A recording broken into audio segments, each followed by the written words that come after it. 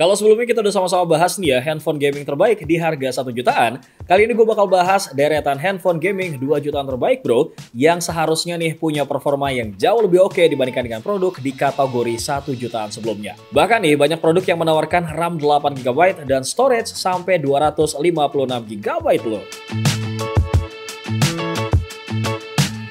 Masuk ke rekomendasi pertama, ada Infinix Note 11 Pro. Handphone ini pernah langsung ya dibandingin sama Xiaomi versus Redmi Note 10 yang 5G. Dan hasilnya ini menurut gue tetap lebih oke sih Infinix Note 11 Pro ini bro. Murni karena kondisi jaringan 5G di Indonesia itu masih jarang banget ya. Kalaupun kondisi sinyal 5G-nya udah oke sih, mungkin kesimpulan gue bakal beda bro nih. Sekarang kita masuk ke pembahasan performanya. Yang mana untuk Infinix Note 11 Pro ini mampu menghasilkan skor Antutu mencapai 285.090 poin. Pas dipakai buat main PUBG Mobile nih ya, handphone ini mampu dimainkan di settingan Smooth Ultra hingga HD High dengan amat sangat lancar bro. Dan setelah dipakai main PUBG Mobile nih ya selama setengah jam, hasilnya itu baterainya berkurang cuma 7% aja. Gak cuma itu aja nih guys, yang bakal membuat experiences main game kalian tuh makin oke di smartphone ini adalah masalah refresh rate layarnya yang udah tinggi di kelas handphone 2 jutaan. Karena Doski udah punya refresh rate mencapai 120 Hz. Gak percaya nih, kamu bisa deh cek spesifikasi dan harga terupdate-nya di scene berikut ini.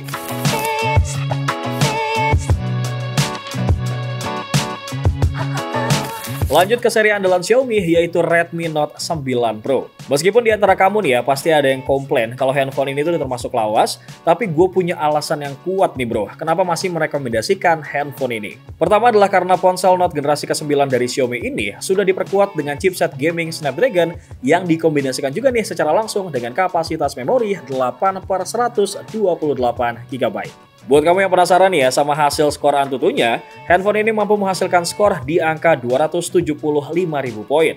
Berkat skor segitu, handphone ini bisa kita buat mainin PUBG nih di settingan maksimal Smooth Ultra dan juga HD High. Keleluasan kita dalam bermain ya juga akan disupport dengan kapasitas baterai 5020 mAh yang diklaim nih mampu digunakan bermain game hingga 13 jam nonstop. Ditambah lagi dengan sudah hadirnya fitur pengisian daya cepat 33 watt dan lu nggak perlu lama lagi nih buat nunggu waktu ngecasnya. Buat kalian yang mau kepo nih ya terkait handphone ini lebih dalam, untuk spesifikasi dan harga terupdate ada di scene berikut ini.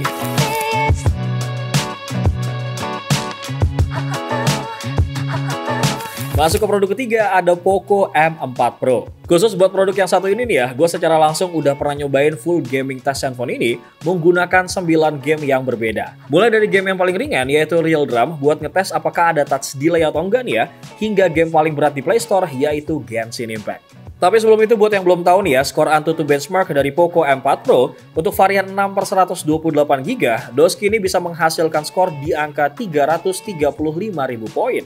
So untuk game ringan sekelas Asphalt 9 ataupun Real Drum yang tadi, ini jelas nggak ada masalah sama sekali. Bahkan touch delay pun nggak gue temukan bro di handphone ini. Lanjut ke Mobile Legends ya, di sini gue juga cukup impress banget sih sama si Poco M4 Pro ini, karena mampu mainin di settingan grafis ultra dan juga refresh rate-nya high. Namun sayangnya nih ya, pas gue tes main CODM, ini hasilnya cuma bisa dimainkan di settingan mentok medium high aja. Meskipun gameplaynya masih lancar jaya, tapi gue agak kurang puas sebenarnya, karena grafisnya tuh nggak kerender dengan baik jadinya. Sekarang kita berpindah nih ke PUBG Mobile, dan di sini gue tuh main di settingan standar ya, yaitu Smooth Extreme atau juga HD High. Tentunya gue mainin PUBG dengan gameplay yang lancar dan gak ada kendala sama sekali.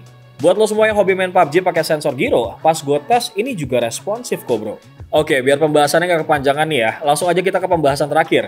Dan di sini gue mainin Genshin Impact, hasilnya pun meskipun cuma disarankan main di settingan default lowest 30 fps, gue tuh nekat buat mainin langsung di settingan tertinggi yaitu highest 60 fps. Ternyata nih brody, meskipun awalnya gue sempat ketemu beberapa frame drop, cuman pas dipakai mainin terus-menerus, ini lama-kelamaan entah kenapa tuh malah jadi lancar loh, atau tanpa kendala sama sekali. Kalau kamu semua punya pengalaman yang seperti gue alami nih ya, lu bolehlah monggo sharing-sharing bro di kolom komentar. Untuk spesifikasi dan harga terupdate dari Poco M4 Pro ada di scene berikut ini.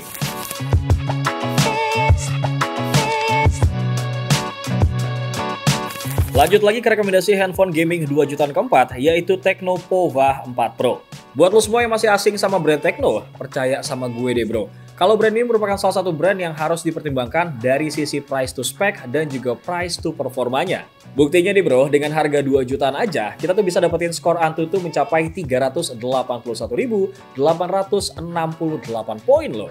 Pas dipakai main game pun, ini juga sama sekali nggak ditemukan masalah. Meskipun untuk Mobile Legends ya, masih mentok di high aja bro. Tapi experiences main gamenya, ini gue sama sekali tidak ada hambatan. Hal yang sama juga kejadian nih untuk game FPS sekelas Call of Duty Mobile. Dimana untuk settingan grafisnya, jujur nih ya, gue sedikit kecewa. Karena meskipun tetap bisa dipakai main, cuman settingannya tuh mentok di medium high aja brody. Untungnya nih, untuk game PUBG Mobile masih bisa dimainin di settingan nyaman, smooth ultra, dan juga HD high. Sementara buat Genshin Impact, channel YouTube Unbox Diaries mengklaim bahwa Technopova 4 Pro ini masih oke banget buat mainin Genshin Impact di settingan grafis medium hingga high sekalipun. Untuk spesifikasi dan harga terupdate dari Tecno 4 Pro ada di scene berikut ini bro.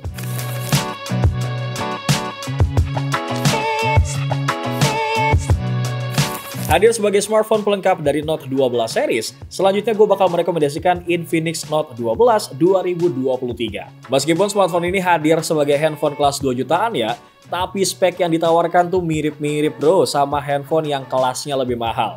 Mulai dari varian 8 per 256GB hingga kemampuan fitur fast charging 33 watt. Tapi nggak cuma RAM yang gede 8GB aja sih, karena memang Infinix Note 12 2023 ini juga menyediakan extended RAM sampai 5GB. Jadi kalau di total nih ya, untuk besaran RAM-nya itu mencapai 13GB.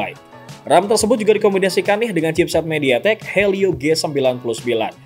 Handphone ini mampu melibas beberapa game berat ya, mulai dari PUBG Mobile, kemudian Mobile Legends hingga Genshin Impact sekalipun. Untuk PUBG Mobile sendiri di Infinix Note 12 2023 udah bisa kamu mainin di settingan Smooth Ultra. Hasilnya pun mulus banget guys, ini minim yang namanya frame drop. Udah gitu ya, smartphone ini juga bisa pakai hard gyro bro. Jadi kalau misalkan kamu nih ya main PUBG Mobile dengan gyroscope always on, bakalan kelihatan responsif banget sih ini.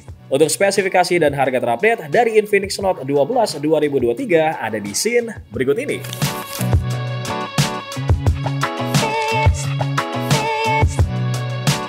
Masuk ke rekomendasi handphone gaming 2 jutaan terbaik ke-6, kali ini ada yang masih anget banget guys, yaitu Realme C55. Dan handphone ini mampu menghasilkan skor yang cukup oke ya, mencapai 273.000 poin. Kebetulan nih, gue juga baru banget bulan lalu nyobain gaming test Mobile Legends dan juga PUBG Mobile selama sejam bro di handphone ini. Untuk PUBG Mobile, Realme C55 mampu dimainkan di settingan Smooth Ultra ataupun HD High guys. Experiences yang gue dapet nih ya pas mainin game ini cukup lancar sebenarnya bro. Meskipun ada sesekali frame drop. Tapi ini hal yang oke sih menurut gue. Karena handphone ini udah punya sensor gyro yang responsif bro nih. Selama gue pakai mainin dengan durasi sejam, hasilnya tuh baterai Realme C55 cuman berkurang 18% aja. Oke, sekarang kita pindah ke game Mobile Legends. Untuk settingan grafisnya, Realme C55 itu sayangnya mentok cuman di high aja bro. Dengan experiences gaming yang ternyata cukup smooth ya, di angka 30-40 fps. Terus pas gue main selama sejam, baterainya tuh berkurang sekitar 22%. Jadi menurut kamu gimana nih guys performanya? Untuk spesifikasi dan harga terupdate dari Realme C55, kalian bisa cek nih di scene berikut ini.